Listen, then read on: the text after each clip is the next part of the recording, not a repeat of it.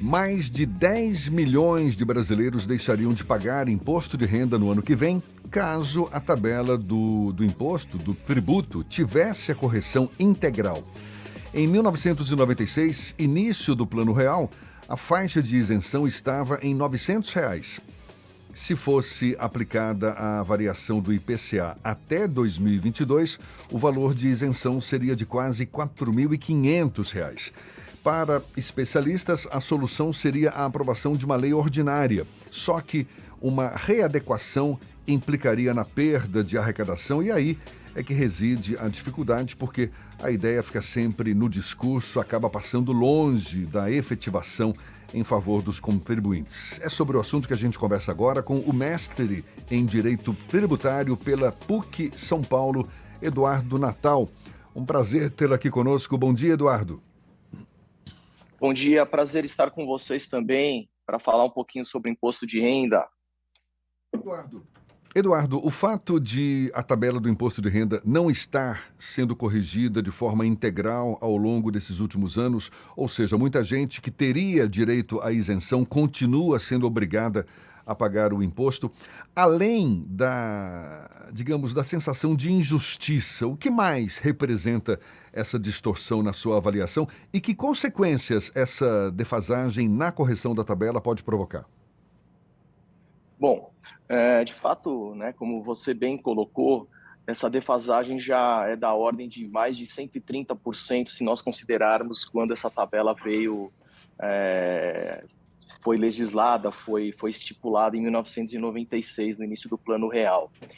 De fato, esse ponto é muito relevante porque uma boa parte da inflação foi corroída, né? Boa parte do salário foi corroído com base na inflação e a tabela sem uma correção, a última correção foi em 2015, não chegou a atingir um patamar relevante em termos de justiça fiscal. Então, o que acontece é que o trabalhador, a pessoa que tem o rendimento, ela fica penalizada, tanto pela inflação como pela falta de correção da tabela. E isso acaba ocasionando, sem dúvida nenhuma, um poder de compra, uma renda líquida, né, para essa pessoa disponível para que ela possa utilizar no seu dia a dia menor, né? Porque se essa tabela viesse a ser atualizada, inclusive com um aumento dos patamares da primeira faixa, da faixa de isenção, certamente sobraria mais dinheiro no bolso do contribuinte para ele poder fazer o consumo dele diário, né? Esse é o principal aspecto.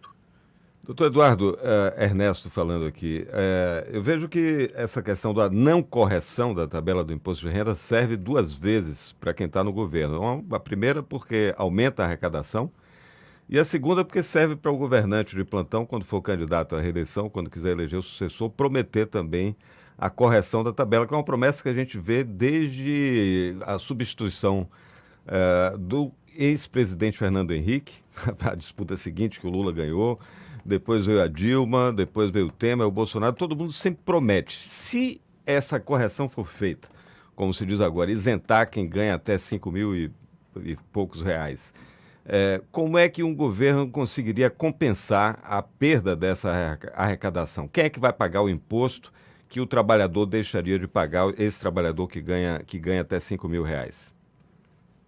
Bom, Ernesto, de fato, essas promessas sempre vêm às vésperas das eleições.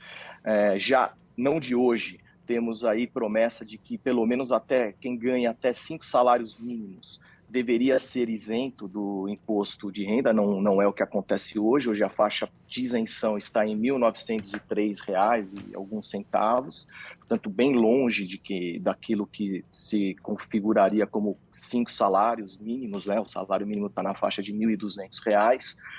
E o ponto é como isso poderia ser compensado. Veja, se você aumenta as faixas de tributação nas primeiras camadas da tabela, a ponto de efetivamente dar a isenção para quem ganha menos, o ideal seria ter uma recomposição com o próprio imposto de renda. E como poderia ser feito isso? Talvez estipulando-se mais alíquotas progressivas que pudessem alcançar um patamar de arrecadação maior com quem ganha mais. Então, aquele cidadão, aquele contribuinte que tem uma capacidade contributiva maior, pagaria alíquotas maiores, até mesmo, por que não dizer, da alíquota máxima hoje de 27,5%. Essa seria uma forma, dentro da própria estrutura do imposto de renda da pessoa física, para se fazer uma melhor distribuição da justiça fiscal. Por outro lado, o que nós temos hoje, inclusive um projeto de lei que acabou ficando parado no Senado, que é o projeto de lei 2337 de 2021, é uma amarração que o governo atual tinha feito junto com a Receita Federal para se tirar alguns benefícios e também passar a se tributar a distribuição de dividendos de pessoa jurídica. Então, isso de uma certa forma equilibraria, segundo o governo, essa, vamos dizer, renúncia de arrecadação na base da tabela do imposto de renda da pessoa física, passando a arrecadação a ser um pouco maior ou maior em relação às pessoas jurídicas. Na minha opinião, não seria essa a melhor solução. Eu acredito que readequar as alíquotas da própria tabela do imposto de renda, escalonando-se e se estipulando novos degraus de alíquotas, novas disponibilidades de alíquotas, seria o ideal para se remanejar essa perda de arrecadação. Um outro ponto, se me permite, Ernesto, só para complementar, porque eu acho que é relevante, é também verificar como vai ficar o desconto, né? Porque o imposto de renda da pessoa física, ele concede também a possibilidade do contribuinte ter descontos com alguns itens básicos do seu dia a dia, como gastos médicos, gastos com escolaridade de filhos, entre outros. Então, toda essa estrutura deveria ser revista. Para a gente encerrar, Eduardo, com a não correção integral da tabela do imposto de renda, é óbvio que o governo continua com a arrecadação em alta, mas não é um contrassenso ao mesmo tempo, porque a população acaba se empobrecendo mais ainda, não? Não, sem dúvida. É que um ponto, na minha visão, que é muito relevante, que também tem já duas propostas importantíssimas no Congresso Nacional, seria a reforma tributária e que tocasse diretamente nos tributos que incidem sobre o consumo.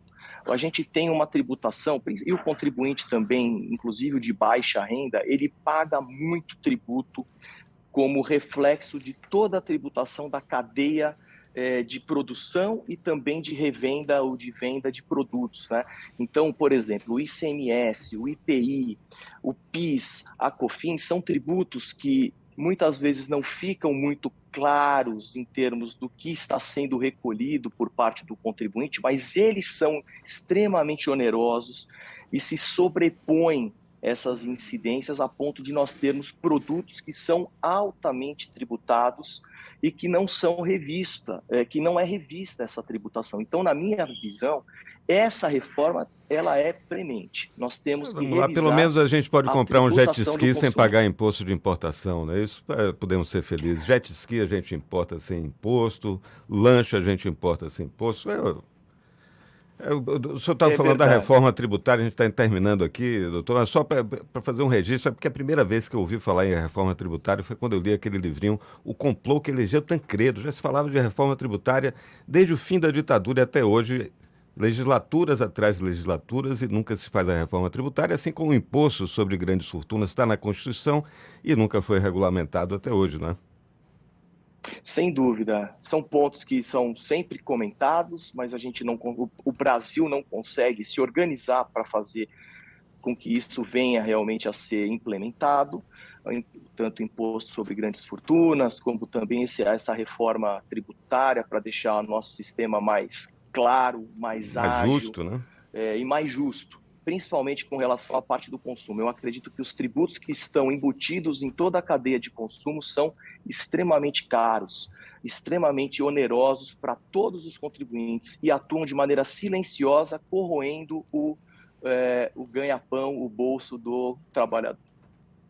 É mais uma das injustiças que a gente tem que lidar no nosso dia a dia. Eduardo Natal, mestre em Direito Tributário pela PUC São Paulo, muito obrigado pela sua disponibilidade, pela atenção dada aos nossos ouvintes. Bom dia e até uma próxima.